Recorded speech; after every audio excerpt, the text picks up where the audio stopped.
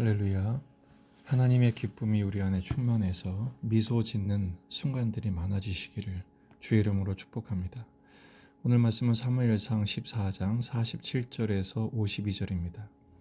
사울이 이스라엘 왕위에 오른 후에 사방에 있는 모든 대적 곧 모압과 암몬 자손과 에돔과 소바의 왕들과 블레셋 사람들을 쳤는데 향하는 곳마다 이겼고 용감하게 아말렉 사람들을 치고 이스라엘을 그 약탈하는 자들의 손에서 건졌더라. 사울의 아들은 요나단과 이스위와 말기수하요. 그의 두 딸의 이름은 이러하니 맏딸의 이름은 메라비요 작은 딸의 이름은 미갈이며 사울의 아내의 이름은 아히노아미니 아히마아스의 딸이요 그의 군사령관의 이름은 아브넬이니 사울의 숙부 넬의 아들이며 사울의 아버지는 기스요 아브넬의 아버지는 넬이니 아비엘의 아들이었더라. 사울이 사는 날 동안에 블레셋 사람과 큰 싸움이 있었으므로 사울이 힘센 사람이나 용감한 사람들을 보면 그들을 불러 모았더라. 아멘. 본문에 계시된 주님은 어떤 분이신가? 그럼에도 불구하고 은혜를 베풀어 주시는 분이십니다. 오늘 본문은 사울 왕의 업적을 나열한 본문을 소개하고 있습니다. 47절 48절을 보면 사방의 적들을 제압하죠. 온갖 그 사방의 대적들 모압, 암몬, 에돔, 소바, 블레셋 동서남북의 그 대적들과 겨루어서 향하는 곳마다 승리하게 하십니다. 심지어 용감하게 아말렉 사람들을 치고 그 약탈하는 자들의 손에서 이스라엘을 해방시켰다고 기술하고 있습니다. 분명히 사울은 하나님 보시기에 합당한 왕은 아니었습니다. 그럼에도 불구하고 그가 영적으로 나태하고 하나님보다는 자기 이름을 드러내고 자기 권위를 나타내는 데 더 열심이었지만 하나님은 승리를 주셨습니다. 왜 그랬을까요? 바로 이스라엘을 위해서 그렇게 하신 것이죠. 49절, 50절, 51절은 사울의 가족들을 소개합니다. 아들 셋, 딸 둘, 그리고 그의 아내 아히노암, 그리고 그의 아버지와 또 숙부, 군사령관 아브넬. 아브넬은 숙부의 아들이죠. 그리고 52절을 보면 사울이 사는 날 동안에 블레셋 사람과 큰 싸움이 있었다 그랬습니다. 그래서 힘센 사람, 용감한 사람들은 보는 족족 데려다가 자기 후야에 두었죠. 오늘 말씀의 묵상 포인트는 첫 번째, 그럼에도 불구하고 승리와 해방을 주신 하나님을 주목해야 합니다. 사울을 승리하게 하십니다. 사울이 잘해서가 아니죠. 하나님이 긍휼히 여기신 것입니다. 이스라엘을 긍휼히 여기시고 족장들에게 언약하셨던 구속의 역사를 지금 하나님은 써내려가고 계시는 중입니다. 따라서 사울은 자기 통치 기간의 승리를 경험했지만 결코 교만해서는 안 됩니다. 왜냐하면 자기가 잘해서 승리한 것이 아니라 오직 은혜로 승리를 받은 것일 뿐입니다. 두 번째는 그럼에도 불구하고 양육하시는 하나님을 주목해야 합니다.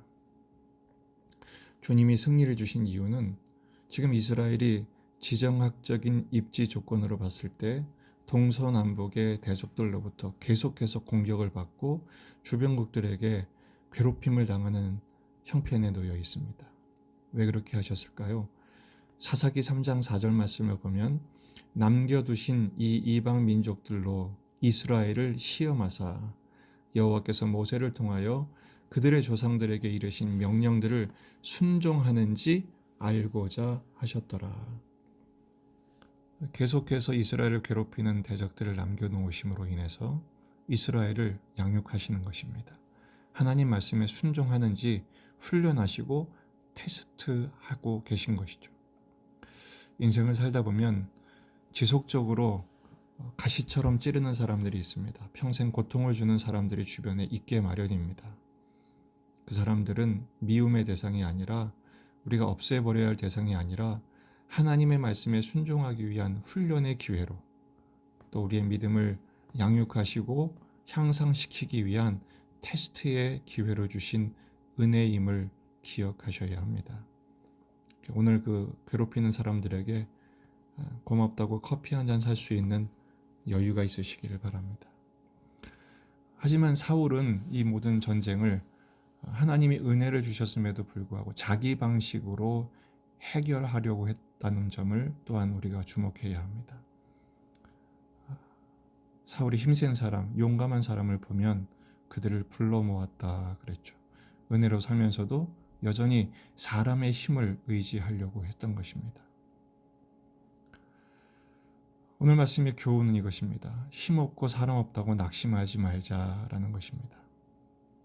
그럼에도 불구하고 하나님은 은혜를 베푸셔서 나는 힘없어도 승리하게 하시고, 나는 가진 것 없고 또 심지어 사람도 없어도 하나님의 은혜로 하나님의 구원의 역사를 펼치시며 하나님의 은혜로 우리 인생을 이끌어 주실 것이기 때문에 그렇습니다. 두 번째 교훈은 힘과 사람이라는 은혜를 주셨다 할지라도 결코 교만하지 말고 겸손하게 이런 은혜를 주신 하나님의 뜻을 찾고 그 주신 힘만큼 주의 말씀에 순종하는 기력으로 삼으셔야 합니다. 그리고 더 나아가 이런 세상의 힘들을 하나님보다 더 의지하지 않도록 끊임없는 자기 부정의 삶을 사셔야 하죠.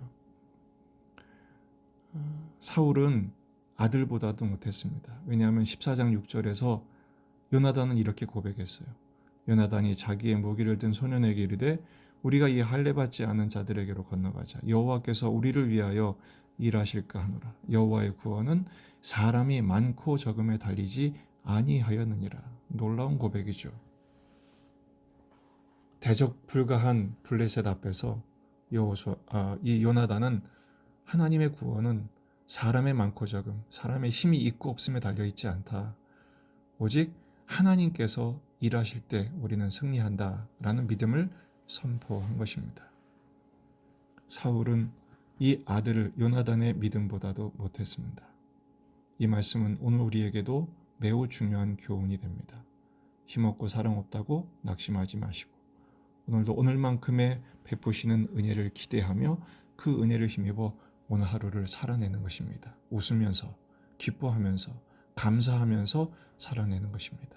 혹시 힘과 은혜를 주셨다 할지라도 결코 교만하지 않고 이 은혜를 주신 의미를 되찾고 말씀을 묵상하면서 은혜의 통로로 축복의 통로로 쓰임받기 위해서 더욱 순종하는 삶을 살 때 우리 주님께서 사울을 넘어서는 믿음의 권속으로 그리스도의 제자로 하나님의 자녀다운 자녀로 왕같은 하나님 나라를 상속받을 후사로 오늘도 우리를 양육하시고 그만큼 자라게 하실 것입니다.